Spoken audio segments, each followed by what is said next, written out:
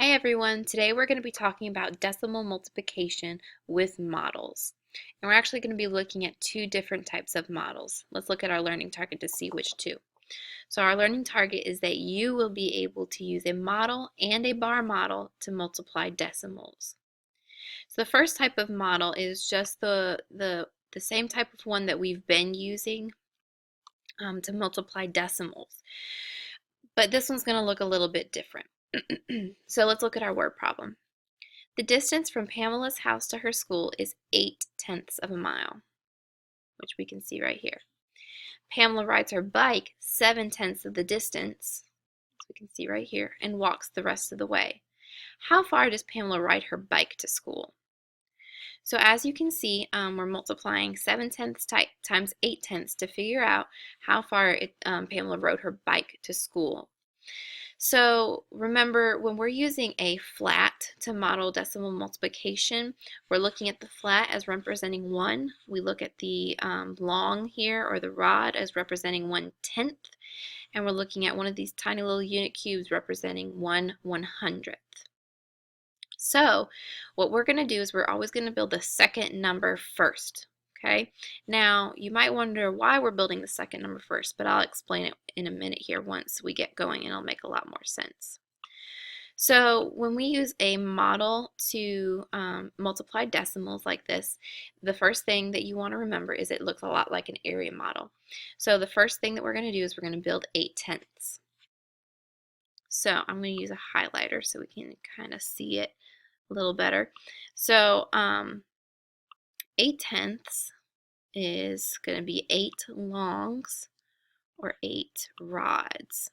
So here we have 3/10, 4/10, 5/10,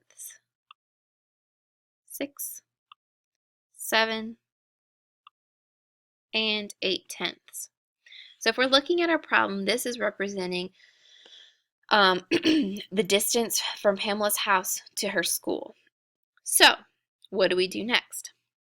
Well, now we need to build 7/10 to show how, because we want to know how far she goes on her bike. So just like a normal area model, we're going to put our other factor on the other side right here. So our 7/10 is going to be built on this side.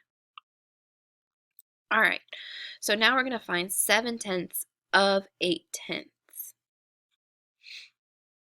So we're going to go ahead and use a different color to represent how far she rode on her bike. So we have 1/10, 2/10, 3, 4, 5, 6, 7/10. All right, so now we need to figure out how much of this is representing how far she goes on her bike, the distance that she travels on her bike. Well, when you're multiplying using a area model like this or a model like this, you don't want to use any of this excess stuff because that's not anything that we're looking at. The 8/10 here that we drew here was representing how far the total distance was from her house to her school. The 7/10 is representing how far she rode on her bike, 7/10 of this distance. So if we want to find 7/10 of 8/10, we are only going to be looking at the part that is colored in by both colors. And let me say again, the reason I'm only using the parts that have been colored by both colors is because I want to find out 7/10 of 8/10. I can only find that out because by looking at how much 7/10 is of the 8/10. So that's going to be this little square right here. All right, so how do I know how much is in there? Well, let's remember that one of these units is equal to 1/100th. So if I'm looking at how many hundredths are colored in by both colors, I can count by 8s or by 7s, whichever you prefer, and let's count them. 8, 16, 24, 32, 40, 48, and 56. And that's 56 hundredths, not the 56 ones. So when we write 56 hundredths, we write the 56 And we put the decimal right here so that the 5's in the tenths place, the 6 is in the hundredths place. 56 hundredths is our answer. All right, so just remember, build the second number first and only look at the part that is covered by both colors after you have shaded in the one factor on one side and then the other factor going the other direction on the other side. All right, let's move on to our second type of model, the bar model. All right, let's look at our question. A group of friends go to a local fair. RJ spends $3.75. Isaiah spends 3 times as much as RJ, and Noah spends $5.25 more than Isaiah. How much does Noah spend? Okay, well, we've done bar models before, and if you remember and think back, the first thing that I told you to do with bar models is to always identify your categories, because you want to know what the categories are so that you can then build your model. So we have 3 categories here. We have RJ, we have Isaiah, and we have Noah. So with a bar model, we're going to be using colors to represent, or boxes to represent each person. Now that is, in each box, we're going to be putting a certain amount of money, how much that specific person spent. So let's start with RJ. How much money did RJ spend? He's one that we already know how much he spent because he spends $3.75. So we're going to go ahead and put $3.75 for RJ. Now I don't need the dollar sign, but bear with me because it takes me a long time to write with these little things. All right, next person, we're looking at Isaiah. Well, Isaiah spends spends 3 times as much as RJ. Well, if he spends 3 times as much as RJ, and if we're looking at how much RJ spent, Isaiah would get 3 of the boxes that RJ got.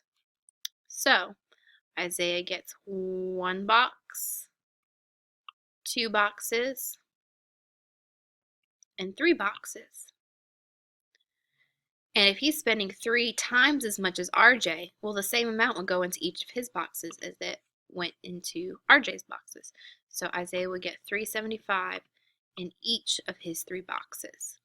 And remember, guys, the thing you want to think of when it says 3 times as much, that's basically like saying you're multiplying the number 3 times whatever you're saying you have more than. 3 times as much as 2 would be 6. All right, so we have $3.75 in each of his 3 boxes. Now we need to figure out how much Noah spent. So Noah spends $5.25 more than Isaiah.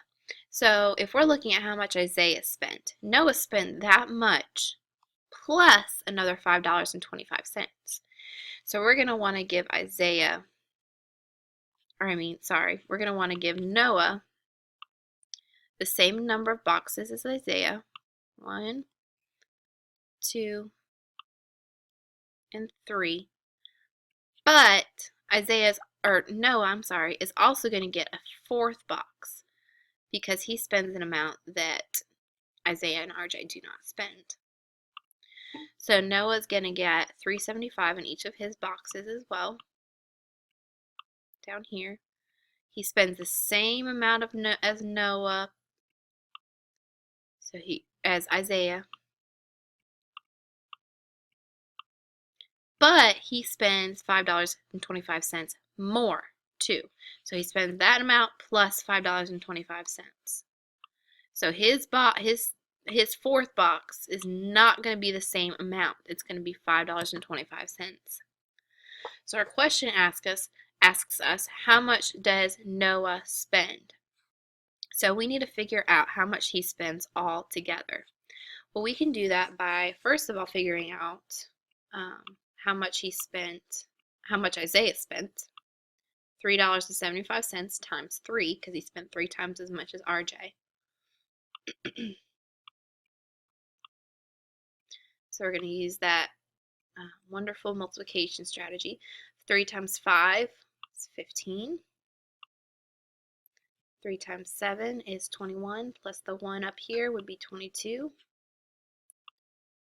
And then 3 times 3 is 9, plus this 2 is 11. Now, if we think about it, remember what we've been talking about. We have hundredths. We have 2 digits in our decimal place up here in the hundredths.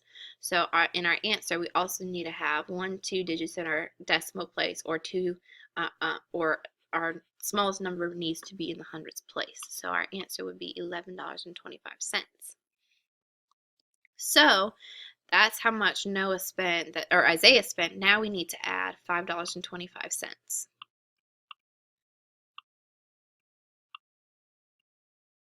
And the thing to remember with these type of questions, you guys, is that you need to pay attention to what the question is asking for.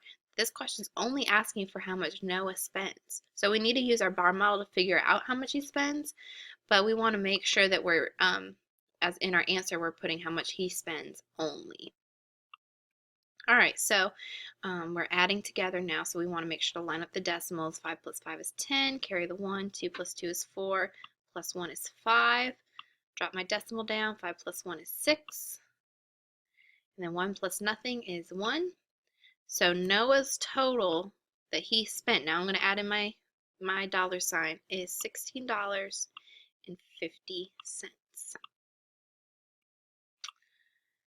All right, you guys. Well, if you have any questions, or if you're confused by anything, make sure you go back and rewatch the video to help clarify, and then we'll talk about it more in class. If you haven't yet finished your WISC, make sure you go in your math journal and complete your watch, summarize, and question, and make sure you complete these 3 your turn questions. Have a great day.